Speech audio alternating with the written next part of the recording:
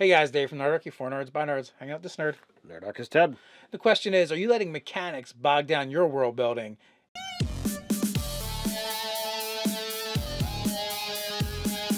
Jump down the description below where you can sign up for Nerdarchy the newsletter, get weekly gaming tips, as well as learn how to game with Nerdarchy. You know, I think this topic's been inspired by something that I saw on the internet, right? Okay. World building, mechanics versus story. And I saw someone pose the question of, ask about, I want to do world building, but I don't have the books. Do I need to know all the rules? Do I need to do this or that so I can world build? And I said, I thought about it. And it might even been like, oh, I want to do world building, but I can't because I don't have the books. I think that was the vein, right? And it made me think, and I'm like, you know what? I don't think that's true. It's not true at all. Especially, there's several different reasons why you might want to do world building. One, you were playing a tabletop role-playing game like D&D, like what we talk about all the time, and probably the reason why you've come to this channel to begin with. Or you just like to be creative. You like to make things up. Maybe you like to tell stories. Writers do world building. Sometimes they'll do the world building and then they write the stories in the world. Sometimes they write the stories and then the world comes to life, from those stories. Absolutely. But ultimately, the interactions, the minutia, the mechanics, all of that, I really feel like it has to play a second fiddle to your setting, to your world building, to your story. It's just not as important. I would argue it doesn't have to. Like, you can build from whatever standpoint you want.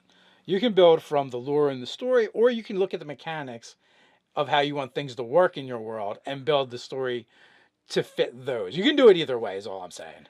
I think it's harder to actually build a world based off of mechanics than it is to build a world and then use the mechanics to then shape what happens next. I guess it depends on what kind of gamer you are, what kind of dungeon master you are, and how you think.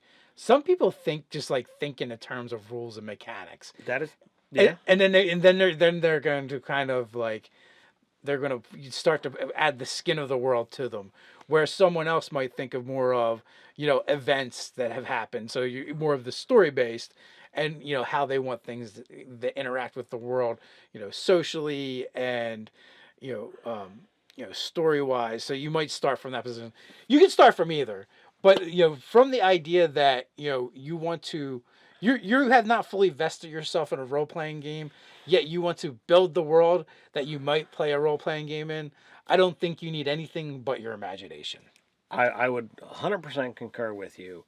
Like, you have the ability to say, this is what I want to do, and thematically you can make and shape the world as you see fit without knowing what undead are. You can say, well, I want to use undead in my game, in my campaign. Or, okay, well, in the game that I ran, it started off as they're dealing with a cult. Well, that cult has become the major aspect of this world as the players or characters keep chasing this greater influence, as they realize that this cult is much bigger than just a handful of people in the starting town that you guys were in, and it is actually reached globally. And you guys decided, well, I'm gonna chop the head off this snake and end it for good. You get rid of the thing that's worshiping, well, then they can't worship it anymore. And that's like informed some of your decisions as far as how things have built out in the world, how important you wanted this plot line to be, and obviously for it to have that kind of magnitude or scale, you had to build it to globally and have the problem popping up everywhere for the players to even come to that conclusion. But when I started the game, that was the initial plot thread.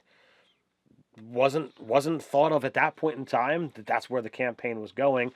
I wasn't writing that far out because I didn't know where the story was going to go. It wasn't that important to me to know, okay, well, when they're 20th level, they're going to go to the hells. But would you say campaign building and world building are the same thing? Not at all. So you're talking right now. You're kind of talking about campaign building. That's true. Which can inform the world, but you can have many campaigns and multiple campaigns going on inside that same world. So when we're talking about world building and getting started with it, what does one really need? They need their imagination. From there, you could build the world out small from, hey, this is where we're going to just look at this one little piece of the world and we're going to build this as we play the game. Or even if you're just doing it for world building sake, you can inform your decisions based on, you can start with a tavern. Like literally, that could be it. And then you could be like, well, what else is on the street of that tavern, right? And what is there on a block over? Until you finally have built a whole town that way. And you can literally keep creeping out like that in all directions until you've built the world. You're correct there. You have the ability to start small and only work on the pieces that you need, whether it be you're writing a story or whether you're writing a world for an RPG. By just building the locations that you're going to need and glossing over the things that you don't, you have the ability to leave them open ended that you can fill in more later. And it's only through either necessity of the story or necessity of those interacting with the story that those things can get filled in. Or you get inspired along the way. You can just plop something in there. So yeah, so that's definitely a valid way of doing it.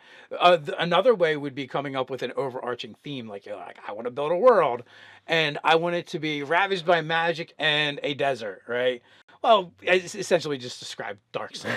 A post-apocalyptic, ravaged by magic, desert, Dark Sun. You could look at that. You can literally take like a couple sentences and put them together, and you now have the basis to build your world from. It could be, there is no more land in sight anywhere as anyone can see. There's all water, it's salt water, and you can hardly ever find water to drink because there's no fresh water. And, tyrannical pirates, rule this world. You could do the opposite. We did a world building, uh, live chat last month, and we built a world that's mostly islands, and like it's 98% water. So like, if you don't have a boat, if you don't have a way to sail, you're stuck. Yeah, and we even like made decisions on that in weird ways as well. Like, one of the patrons we were working with on the world building, one of the things she wanted to do, she wanted to investigate and explore the concept that she heard in a web DM video, and that's the idea of, you have these cultures and they become monolithic, and that's not really the way things would work. So the idea that all elves are the same, all dwarves are the same, instead we wanted to peel that back a little bit. So we started with, an elven nation of high elves that split somewheres in their past. So they're going to have two entirely different cultures and civilizations that are kind of going to build parallel to each other but separate. And so they're going to probably be building different ways. And one of them is this idea of this flotilla nation of elves that that basically has existed on the seas, roaming. And this other one that lives on this island chain, and they're the rulers there. It was a lot of fun to do, and when you're actually looking at building your world, we started off with an island, and then figured out where the culture went, and we figured out this split, and you have the ability to do that same kind of thing. Build out, start small. Especially if you're doing an RPG, okay, your first town, your first dungeon, your first combat scene, however you want to look at it, that's what you need. The next town over, if they're not going to that town this session, maybe a name if you really want something in case somebody asks. But you, as a DM, you've got to be able to say, I'll get that information to you next session. You don't have to have all the answers right at the moment that somebody asks a question. Or you just do what we do and make it up. Well, there is that as well. And that's the name of the town now. And you can combine different principles as well. As like you can do starting small, and you might have an overarching theme, right? So maybe you only, do this city state that is where the players were going to be based out of, and everything beyond there is undead apocalypse. It's everything has been ravaged.